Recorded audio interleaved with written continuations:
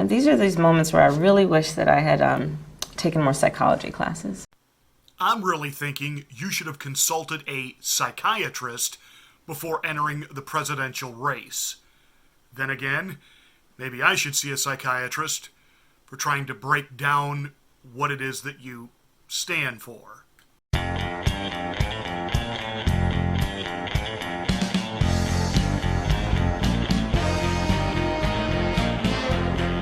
Well, Kamala thinks she's a hottie Harris, has a campaign that is basically imploding.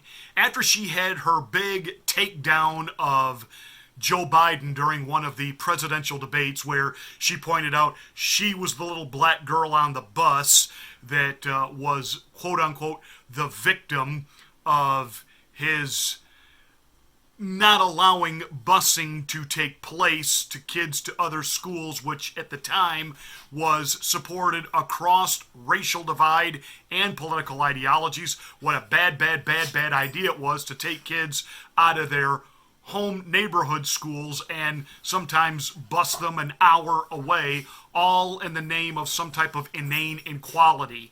And of course, what didn't look good for Joe Biden was the fact that he worked with Democratic members of Congress who happened to be hardcore segregationists, outright Klan members, and part of the whole Dixiecrats. And Kamala Harris did score some points, and that was it. That was like her peak, and she has been tanking ever since. And so now, trying to hold on to some type of relevance, trying to connect with the younger generation, she puts out a brand new ad video where there she is sitting and doing this, her observation of Donald Trump speeches and press conferences, and she's trying to be hip and relevant and cool, and all it really is a reminder of why seniors don't do well with technology.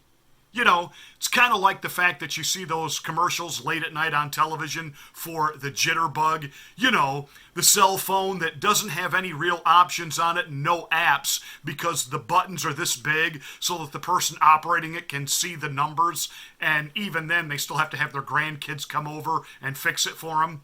Yeah, well, that's kind of where Kamala Harris is, and that's kind of sad because she's only a couple years older than me. But she's about as unhip and uncool as, well, they come.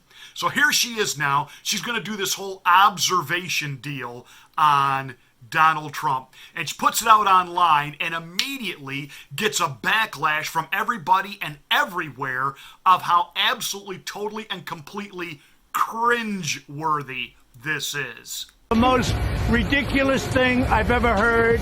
There was no collusion with Russia. Literally, Donald Trump plays Alec Baldwin so well. It's just amazing to watch. He's such a good actor. Wow, I don't even have the words for how bad the optics are in this. And it just shows you, Kamala, that you are completely out of touch. I know what you're trying to do. And there are dozens, if not hundreds, of YouTube channels of people sitting there giving their reaction, whether it's to movie trailers, old songs, TV shows, stand-up comics, whatever. You haven't got it. And again, all you are sending is a message to young voters. You are down, and that's it. You are totally and completely irrelevant and out of touch. I've fallen. And I can't get up. Now, here's a clip of Kamala watching a panel on CNN discuss a New York Times hit piece on President Trump. Now, watch her reaction and then wait for me to explain the truth. The president had often talked about fortifying a border wall with a water-filled trench stocked with snakes or alligators, prompting aides to seek a cost estimate. He wanted the wall electrified with spikes on top that would pierce human flesh. After publicly suggesting that soldiers shoot migrants if they threw rocks. The truth of the matter is, the New York Times had to print retraction on that story because it was discovered Donald Trump never wanted to put alligators and moats and shoot illegals crossing the border. That was all hogwash. It was, shall I say it, fake news. And yet, here's Kamala Harris sitting there and just shaking her head, and this is awful, and afterwards giving a comment that the president is like a terrorist engaging in torture of people just fleeing for their lives. Now, I could understand if this was done in real time back when the article was first released, but the article has been debunked. The article has received a retraction by the New York Times, and yet this commercial of hers, which is only hours old, so it's from now, and she's sitting there agreeing with it and talking about how awful this president is, despite the fact that the article has been discredited now, even by the people that wrote it, and you still think that you're in touch. But then again, Kamala really does have a problem with, what's the word I'm groping for here? The truth. Several months ago on my radio program, I responded to Kamala Harris going on to a hip-hop show, the Morning Breakfast Club or the Breakfast Club, something like that, where she talked about that in college, yeah, she smoked marijuana and she loved hip-hop. And then I had to introduce a couple of stubborn things called facts. Have you ever smoked? I have. Okay. Like in And college, I inhaled. I did inhale. It was a long time ago. But yes. I know you have to go. They say you have to go. I just wanted to I ask. just broke loose. I mean, was it in college? See, I like stuff like that. That's a real honest answer. It's real. Was it a blunt or joint? It was a joint. Hey. Yeah. You remember the high? I do. So what were you What's your listening to when favorite- you was high? What was on? What song was it? Oh my goodness. Oh yeah, definitely Snoop. Tupac for Tupac. sure.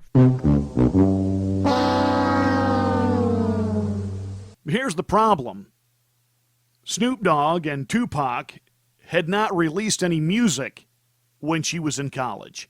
See, she's asked, hey, while you were getting high, what were you listening to? And, she said, well, I like Snoop Dogg for sure and Tupac. And there's a problem. Harris graduated from Howard University in 1986, finished law school 1989, and was admitted to the bar in California by 1990. Snoop Dogg's debut album, Dog Style, wasn't even released till 1993. So these urban DJ hosts who are supposed to be up on hip-hop, because I'm certainly not, didn't even realize that they didn't do any homework to know when she was in college, the years that she was there, mid-'80s, done in 1990, having taken her bar exam and actually serving in the legal profession by 1991. So there was no Snoop, there was no Tupac when she was actually in college. I have to explain this to the urban DJs, really, that she's lying. I hate to point that out to all of you libloon fans of hers, and I know that these things called facts get in the way of your narrative and your spin and your idealistic libloon. I know that's hard for you to digest. Forgive me for pointing this out to you. How dare you? I'm sorry, Greta. Hey, did you ever get back to your native homeland? I know you've been kind of stuck here in the U.S. Because you came over on a solar-powered yacht, because you refuse to fly, because you don't want to add to the carbon footprint, because you are eco-conscious. That's your whole shtick, right? But then again, we find out that there was a crew that brought you over here, and it took weeks on your solar-powered yacht.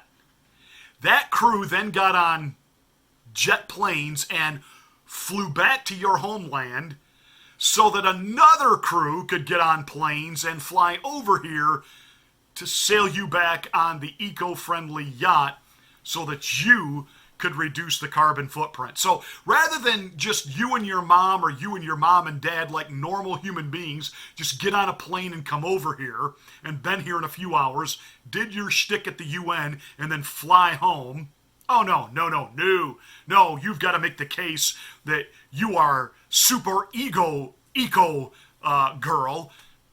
So we actually expand the carbon footprint by having multiple crews fly back and forth across the ocean to sail you home on a solar-powered yacht.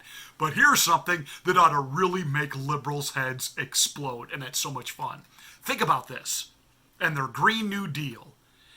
Who is one of the latest progressive libloon poster people for individuals that are more reprehensible than Adolf Hitler? I'll give you a hint.